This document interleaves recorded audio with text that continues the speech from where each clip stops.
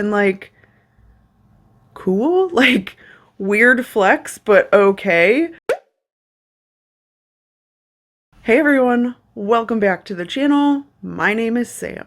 If you are a returning viewer, welcome back to the channel. I am glad to have you back here again this week for a new one. If you are new here and this is the first time you are seeing my face, welcome.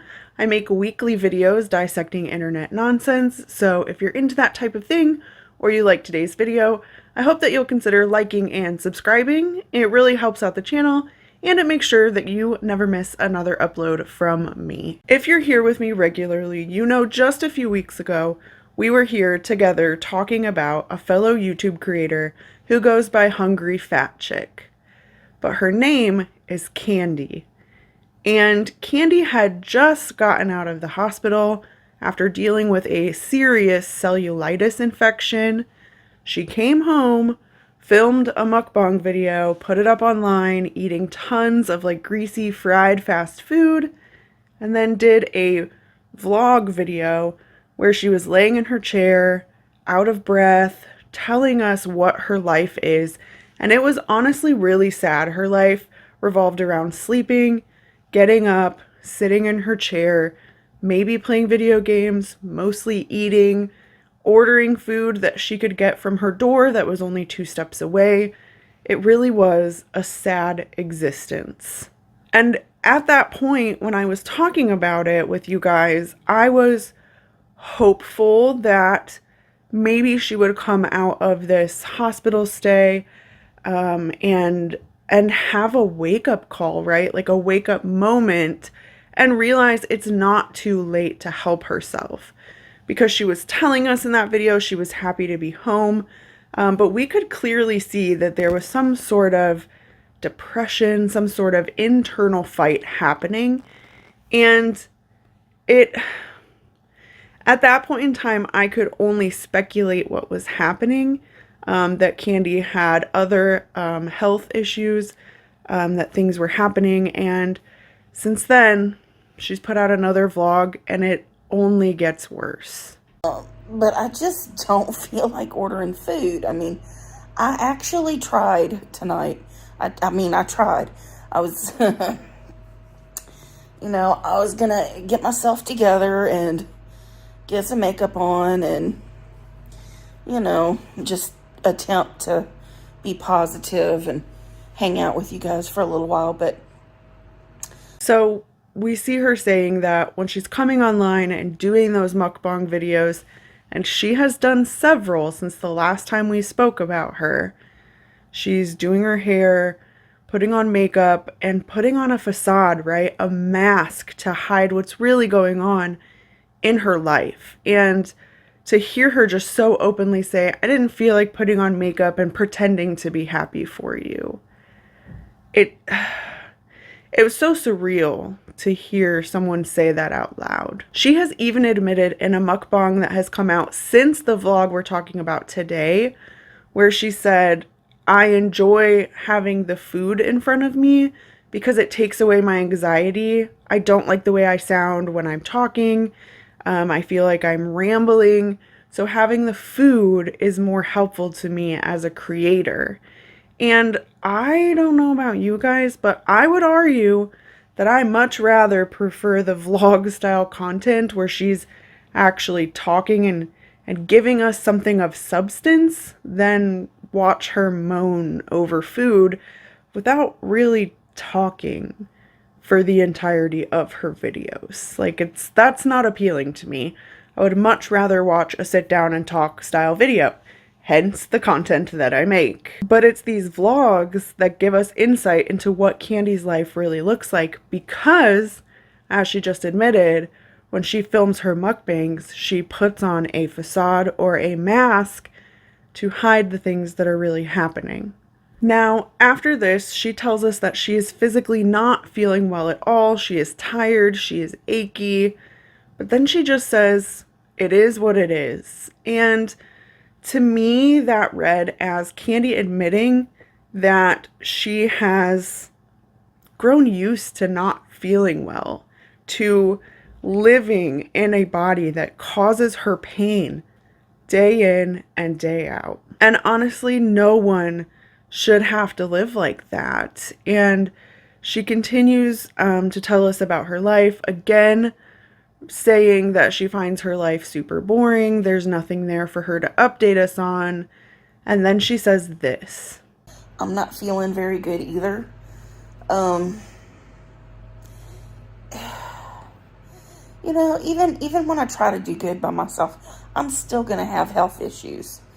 I don't have the typical obese issues. People call me on all the time. You got diabetes and you got high cholesterol. And it's like, no, I don't actually. I said this before in relations to glitter and lasers, aka Anna O'Brien, but this is now two fat influencers, even if they're not fat acceptance per se, coming online and saying, but I don't have the traditional obese health issues. I don't have diabetes. I don't have high cholesterol. And like, cool, like weird flex, but okay. And then they continue in the video to tell us that they have health issues that are worse than diabetes and high cholesterol. I'm going to let Candy continue, and you tell me what you think, if they're worse or not. Take a look. But I do have a lot of orthopedic issues. I have the sciatica, and I have the juicy lungs, and yeah, that's probably heart failure. Probably. But I also have lung damage caused from medications that I took many, many years ago. So there's that, so I got both of those things working against me. And I agree with the heart failure thing only because I know that my heart is enlarged. Now, I don't know about any of you out there, but the way that she kind of laughed, half chuckled at saying that she has juicy lung, which made me want to throw up in my mouth, and that could potentially be a result of heart failure and an enlarged heart was so weird after her just humble bragging that she didn't have diabetes or high cholesterol. How is that better than diabetes? Like, type 2 diabetes specifically is reversible if you start to correct the things that got you there in the first place. How is that better than heart failure? And I don't know why I did this, but I did look up juicy lung, and here's how it is defined. Juicy or wet lung is officially defined as acute respiratory distress syndrome, which is a condition where the lungs are filled with fluid instead of air.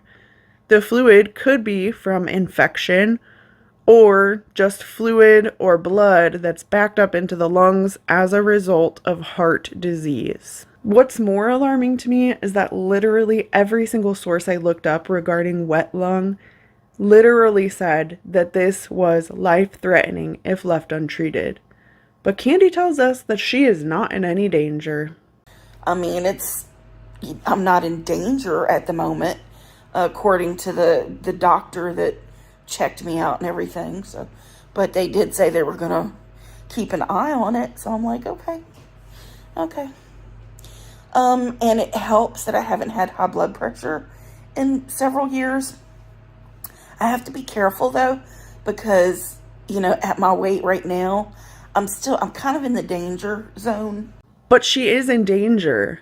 I'm at a loss for words, you guys. I have never witnessed someone so on the brink of a horrible, tragic, painful death, right? Having medical issues that could lead them to an early grave, because Candy is only 50 years old. And to hear her laughing, sort of giggling while she's telling us about these health issues was just so off-putting. And we know that she's going to continue to mukbang, right? And do these things that have gotten her to this place of bad health because her income is wrapped up in that. And I am more fearful now, I think, than I was in my original video that maybe she is too far gone. She also shares with us that she has been sick once again with cellulitis, which is the infection that put her in the hospital a month prior. And it's the same infection that killed another fat influencer, TikToker, who went by Sick and Tired of Waiting, who we've also talked about on this channel. Now, I don't know about you guys, but when she just told us that the doctor she'd been seeing told her that she wasn't in the danger zone and they were just going to monitor her, I had a lot of questions. And I just can't figure out, like, how could any doctor be okay with this? With telling someone you have wet lung, you likely have heart disease, you have cellulitis, which an infection like that could take you back to the hospital, but hey, you're okay. We're going to monitor you.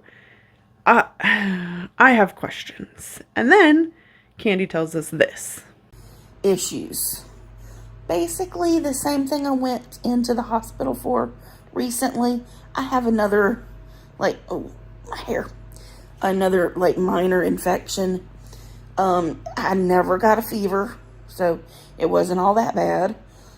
Just my thigh swelled up really big. I had, like, a scrape on the back of my thigh. And I doctored it the best I could. But, you know, these things happen. So I got an appointment with the Lemonade Health doctor, and she prescribed me an oral antibiotic, you know. And I was like, well, thank you. Thank you. So, you know, I felt like by the time I got the antibiotic, I would already pretty much fought it off myself. It took them 4 days to get me my antibiotic, you know. Oh, I didn't know that there could be a downside to telehealth.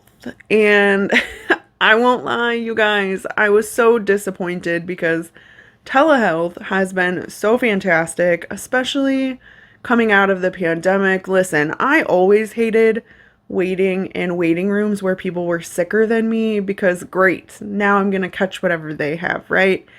And so telehealth is supposed to be the fix for that.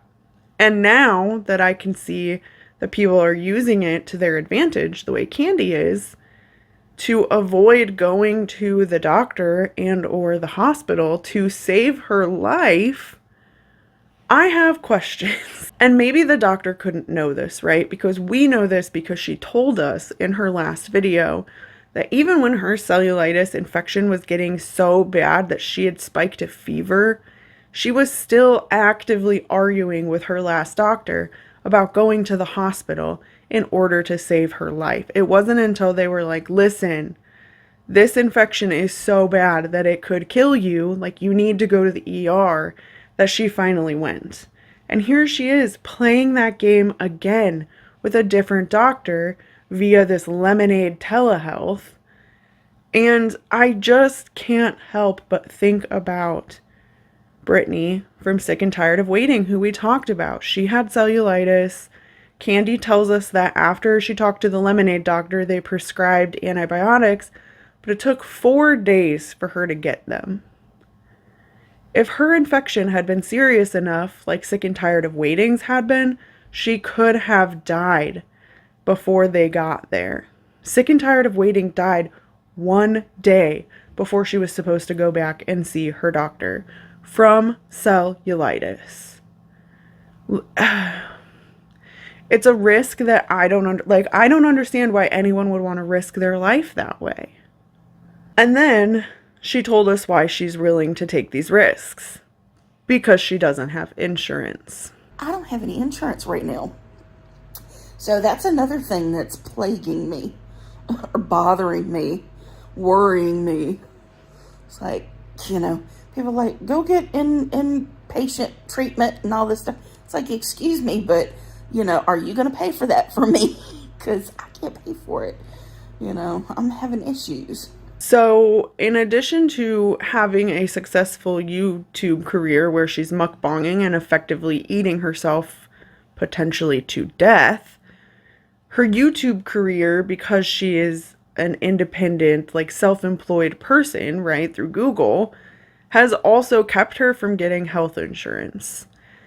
And I'm just trying to figure out, like, why is this a pattern with YouTubers, specifically overweight YouTubers? Like, it's the same song and dance from a lot of them of like, I don't have insurance, insurance is too expensive. And not just YouTubers, also reality TV stars have a bad habit of doing this. And I'm like, y'all, when something happens to you, don't come crowdfunding because I'm not going to help you. You've been making tons of money. So like what are you choosing to prioritize that health insurance hasn't been a priority to you? That your own health hasn't been a priority to you? I think that's the thing I don't understand. And I really don't have words for it because earlier in this vlog video, if you go back and watch the whole thing, she talks about how she just did her taxes. She was actually disappointed because she had to pay in because she makes too much money. Where is all your money going? Like, what are your priorities? You tell us over and over and over again, Candy, that your life is sitting in that chair, watching TV, ordering food to eat in front of the camera for your livelihood, and that's really about it. So, like, where is the money going?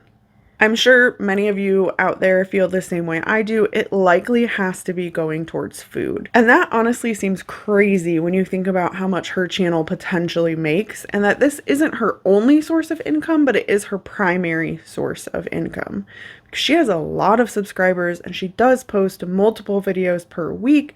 She averages about 60,000 plus views per video. Like, she is not hurting for cash. And for anyone who has not been on my channel since the very beginning, somewhere way back at the start of my channel, I did actually do an exercise where I went through my bank records for when my binge eating was the worst. And I was spending like upwards of $15,000 a year on fast food and groceries to keep up my habits. And so that's why food is not outside of the realm of reality for me, because I know how much I spent and I put myself in credit card debt over it.